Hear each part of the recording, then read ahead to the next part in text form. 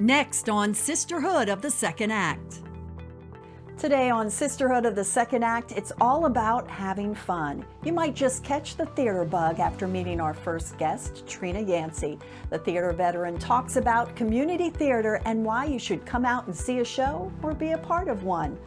Genny Luedtke wants you to come out for a visit too. She's one of the owners of Fables and Feathers Winery. We visit the beautiful winery in Bedford County, Virginia today.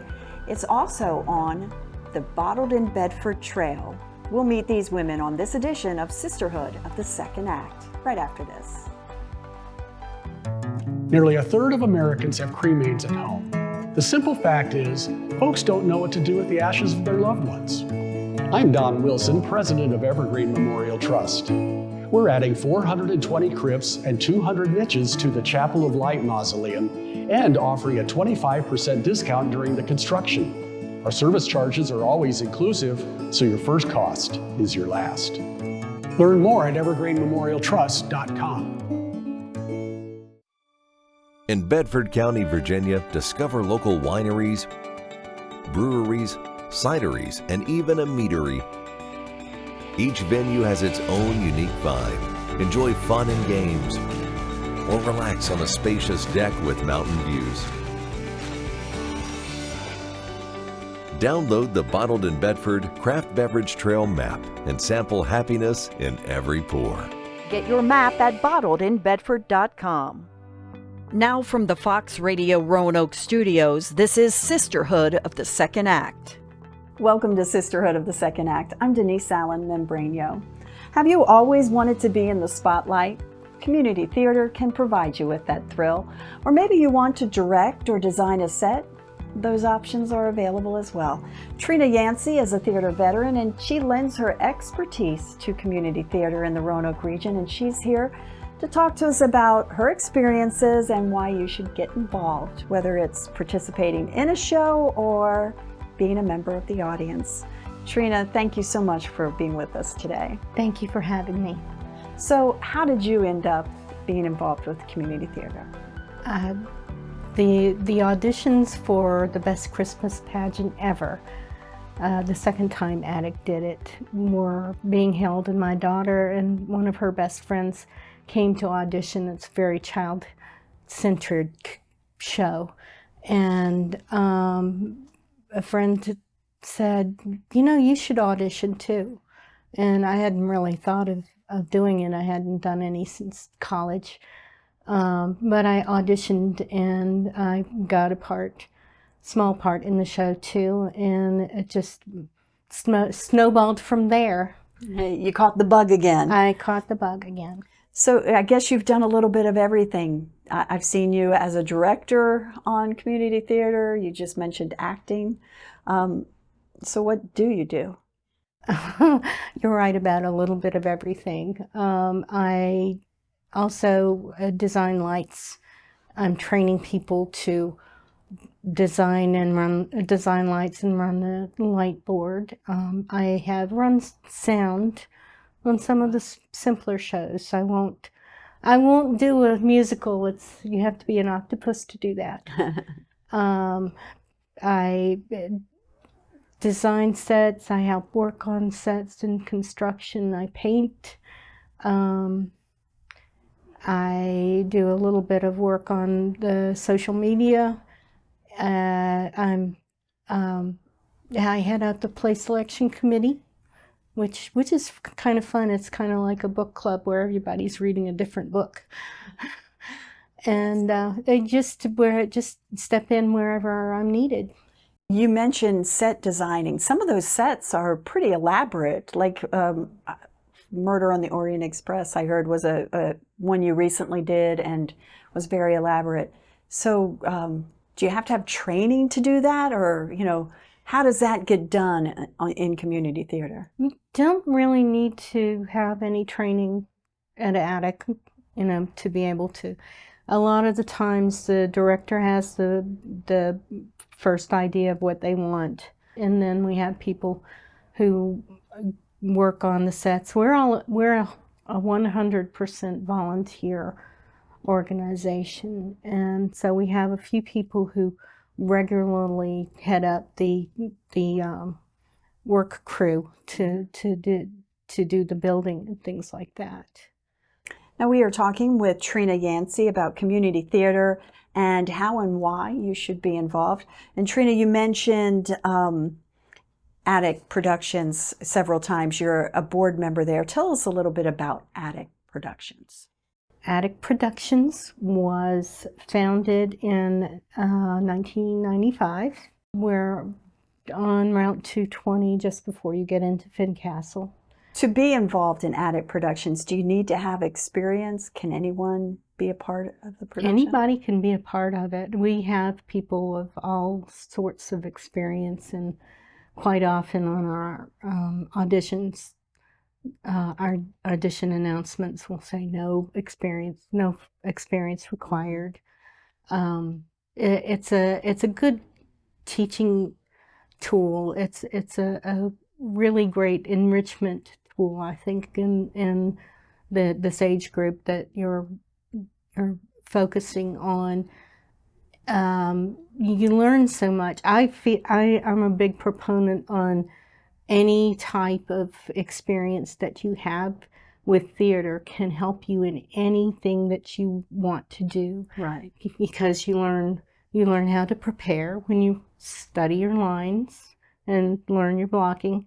You learn how to problem solve. Like when somebody else forgets their line, what do I do? Improvisation, and it's a lot of fun. Sharpens your mind. It does. Memorizing lines is working on your short-term memory, which is the first one you have problems with. Makes you think on your feet, too. It does. So what kind of time commitment is involved? Because I know, a lot of your plays have gotten really great reviews, so I imagine there's a time commitment involved. Our last show that we did was our summer musical, Oliver, which we had auditions for in the beginning of May. Started learning the songs and blocking, rehearsing 3 times a week. It was like 2.5 to 3 hours each time, and working on the set on Saturdays from 10 to 2 or 3 o'clock, and then 3 weeks of performances for the musicals for the so that was about a 15-week kind of commitment, but it wasn't every day of the week. For the non-musical shows, it's more like 8 weeks of rehearsals and 2 weeks of performances. So that would be a 10-week, but not every day commitment. Yeah. So first, let me ask you why people should get involved in the production itself. You mentioned some of the benefits of being involved in theater as far as cognitive benefits, but what other benefits come from being involved in community theater? A lot of people have met and had really close relationships with other people that they've been working on a production with. We've actually had a couple of couples who got together because of being in a show. Romantic comedies? Murder mystery. Killing you. And I've got the bug, so it's like it hurts when I'm not involved in one. I love meeting other people. I love. There was a boatload of kids in Oliver, and I did that on purpose. And there were some who came up to me and said, "This is my very first show I've ever been in," and my mom said, "That's very special." She was 5. Wow. I had from age 4.5 up to 18 in youth, and there were several who it was their first experience. It's very important to me that we're not only putting on a show, but we're we're having fun doing it. Because when you're having fun, then the audience has fun. Well, that was going to be my next question, actually, is why should people come out to see what you guys are putting on? It's important to support your local companies, your local stores, your local arts.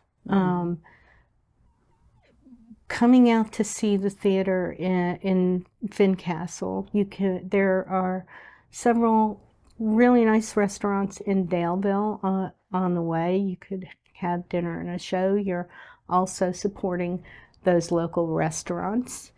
There are we've had people who come from other states.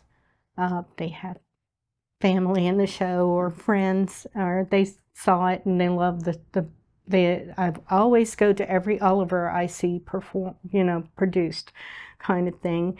And if they have to find somewhere to stay overnight, it helps support the local hotels as well as restaurants and other things. People also fall in love with the area and move there.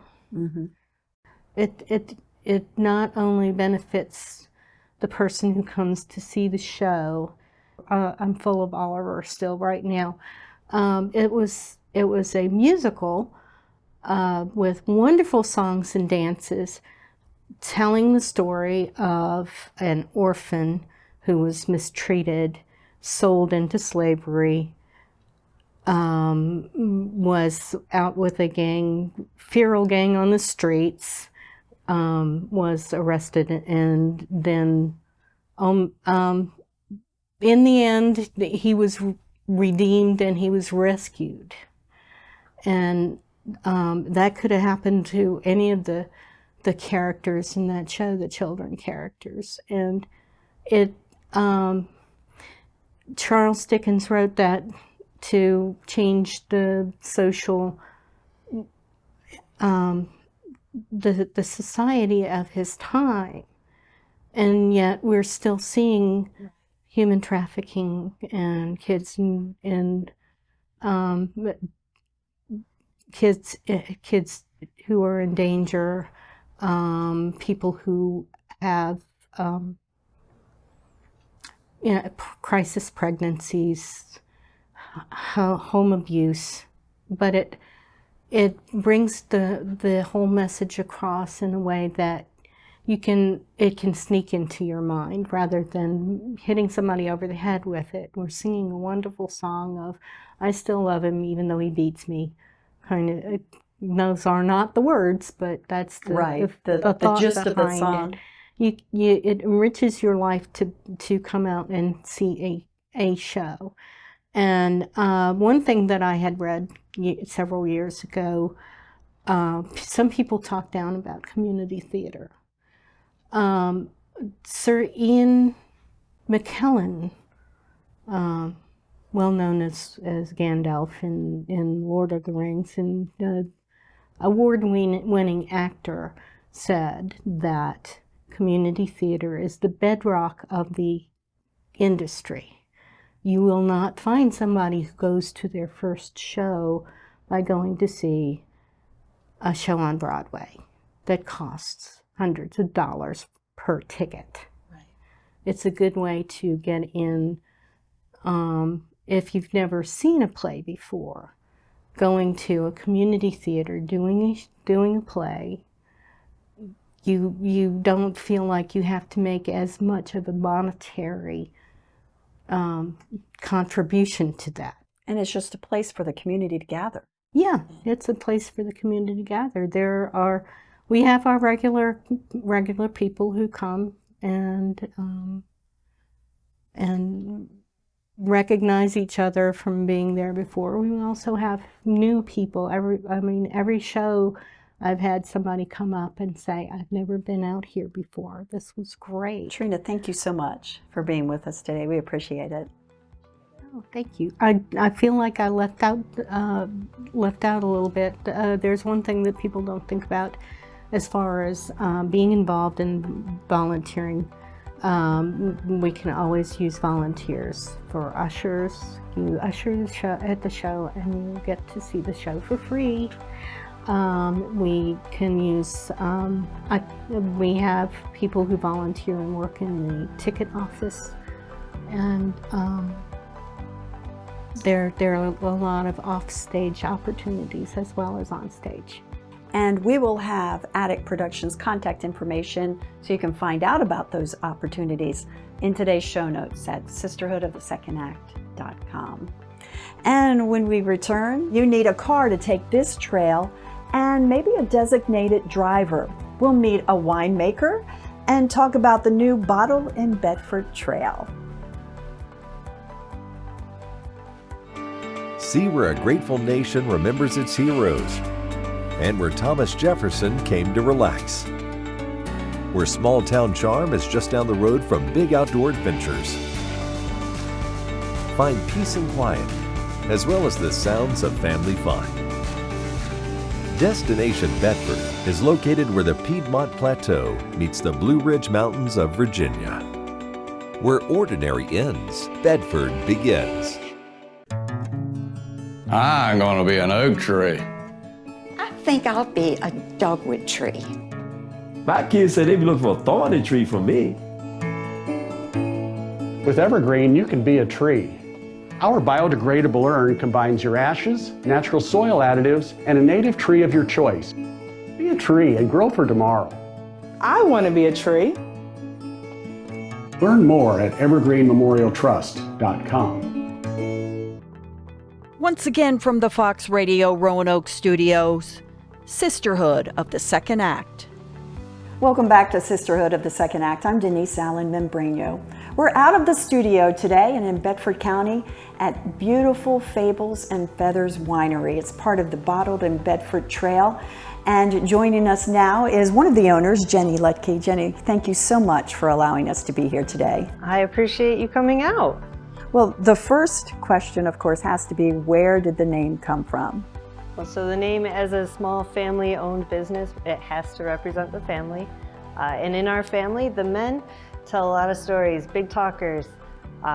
So that's the Fables. And then the women, especially my mother-in-law, Pam, have always loved birds. She's owned parrots, worked in aviaries, and we, always have the bird feeders out. So it's a fun way to represent the family.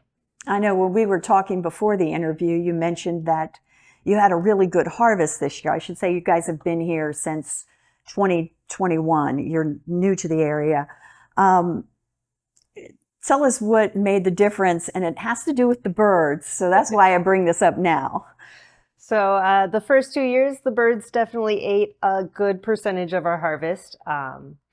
But this year, we were able to finish putting the bird netting up around all our vines. So right at veraison, when the grapes start ripening, we got all the nets up and they couldn't eat our product anymore. But that was just one of, the weather this year was perfect. We've been pruning, we've been fertilizing, we've been doing the steps to finally get the vineyard producing what it should. That's awesome. That's really good to hear. Before we start talking about the wine, tell me how you all ended up here in Virginia. Well, it kind of started as Illinois is cold and we would like to stop having endless winter. So I wanted to move south and we found a winery for sale. And once we saw that and started talking about it, we got my husband's parents involved and we just went for it. I mean, we looked at a couple different properties and ended up here. And we are happy to have you here. We are talking with Genny Luedtke from Fables and Feathers Winery in Bedford County, Virginia. And so let's get back to the wine. When people come here to visit, what will they notice about your wine? What are its characteristics? So the first thing most people notice is the variety. We grow 6 different types of grapes, but we also bring in other grapes from Virginia. We bring in a few different wines from California just to have that variety, but we also have beer and cider available. So there's something for everyone. It's almost like that family party. I mean, you want everyone to be happy and have something they enjoy. So people comment on that a lot. Oh, it sounds like a good time when they come here. I know a lot of people think that wineries they only open in the fine weather months, like, April to November, but you guys are open all year round. So we're definitely busier in those nicer months, but yeah, we stay open year round. Pam and Tom actually live on property, so they're always here. We may as well. But we keep busy. I mean, we get Santa to come out around Christmas. We do paint and sips year round. We have a social club, Sip and Stitch, where we, knit together every month. But, people are always looking for a place to go with family. I mean, so come on out. And you all do special events, you mentioned. We do. We have a wide variety. We actually just did our first ever murder mystery, and we have another one scheduled for February. We're doing like a wreath making this Christmas. We do an Easter egg hunt. So we're very family friendly. I mean, you can bring the kids out and you get to have your glass of wine while they're, running in the field. And but yeah, we like to, keep things fun around here. I know we hear a lot about giving the gift of an experience. Obviously, if someone wants to have a special gift, they can give your wine, but what other kind of experiences can people have when they come here? Oh, I know I mentioned it twice, but the paint and sip is a really popular experience. I mean, you're not here to learn fine art. You're here to have fun with your family or your friends and just, we paint, we drink, we hang out. It's a good time. Everybody leaves with a painting they think is beautiful. Someone like them. So we don't do the traditional tasting where you stand at the bar and you get your little tiny sips. We do flights, but you can come, you can get your flight, you can sit outside, you can walk in the vines. We do have a hill overlooking a little pond, so if you really want to walk, you can walk it's about a quarter mile up to the hilltop and have your drink up there. And if you want experiences that are free, you can always volunteer with us. We get a lot of people who come out, they help harvest, they help in the vines in the summer, they help bottle. It's an interesting experience that actually costs nothing. Wow. I didn't realize that you utilized, can you, before we move on, can you talk about the labor that actually goes into making wine? Oh, there's a lot of labor. How much time do you have? Well, the vines, bud break starts in May, but before that we do prune. So we have pruning January, May bud break, thinning of the vines. You have to leaf pull in July, which was something I had never heard of, but you have to pull a certain amount of leaves off of every vine, and it takes time. And then harvest goes from Labor Day into October, so that's a lot. And then once we have the grapes in, I mean, we're pressing, we're crushing, you have to filter the wine several times before you're even close to ready to bottle. And then we get to do trials. So you do the wine trials and decide what blends are the best, and then we bottle. We are talking with Genny Luedtke of Fables and Feathers Winery in Bedford County, Virginia. And before we start talking about the bottled in Bedford trail, I wanted to ask you, because we were noticing your wine labels, that you design the wine labels. I do all the art for the labels. Had to learn a little graphic design to figure out how to get the words on there. But I've always been interested in art. I like to sketch and doodle, and it's just a fun way to keep it in the family still. And you mentioned you were trained in ceramics, though. I did, yeah. My initial degree was in ceramics. I can throw clay on a wheel and make a pot. Don't do that very much anymore. Too many other things to do. Lots going on. So how has, well, first of all, just tell me why you got involved with the Bottle in Bedford Trail. Well, so Nicole Johnson with Destination Bedford reached out to us, and wine trails are such a popular way for wineries to support each other. Bedford had a wine trail, but nobody was maintaining it. Nobody had updated it. We were still listed under the old name. So when she said that she was going to get the wineries plus the mead plus the cider, and the craft breweries, we're like, yes, let's do that. Let's support each other, promote each other. We can all help each other grow. Who wouldn't want to be part of that? So here we are. And has it helped? Have you seen, or how do you expect it to help? Because I know it's relatively new. It is very new. We just launched it this fall. So I haven't seen a ton of people coming and saying, you know, I'm doing the craft trail. But I do know it's helped promote just the businesses working together. I know the owners from Beals come in. It really puts that push for us to help each other. And I Burn Brae, a newer one in Bedford, actually in the town. So since they're on my trail now, I'm like, yes, go there. When people ask, where do you go next? I get out our trail map and I point out all the places. And I mean, it's a very cool thing within our industry that it's not really a competition. It is, if I help you, you help me, and we all grow together. We are talking with Genny Luedtke with Fables and Feathers Winery in Bedford County, Virginia, about the winery and the Bottled in Bedford Trail, which, as you mentioned, was just started. How can people get involved, and what are you hopeful for in the future with this trail? I just hope that we all just continue to grow together. We've talked about doing the incentives, where if you go to every, stop on the trail, or, but I think it really just helps people to have that information all together. So I hope we all continue to do well and grow. And one last question for you. Why is it important for people to support local businesses, local agriculture businesses like yours? Well, without people coming out and supporting us, we would not be able to do this. And it's definitely been a huge impact on us to see how the community comes out and supports us. We really appreciate you letting us come out here today and disrupt your day. It's a nice rearrange day the to be furniture. disrupted. It's too rainy to be outside. Well, thank you so much.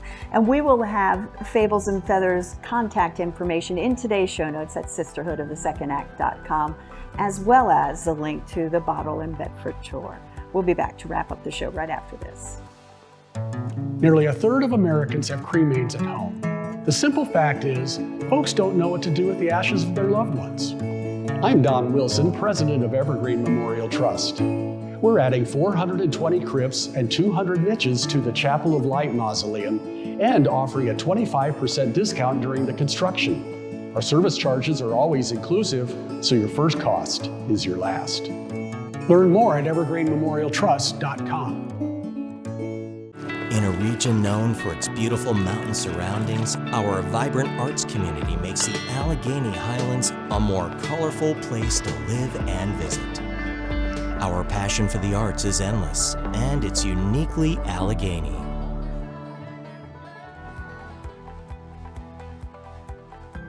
I want to thank Trina Yancey and Genny Luedtke for joining us today. For more information on Attic Productions or Fables and Feathers Winery, head to our website at sisterhoodofthesecond-act.com. Thanks for joining us for Sisterhood of the Second Act.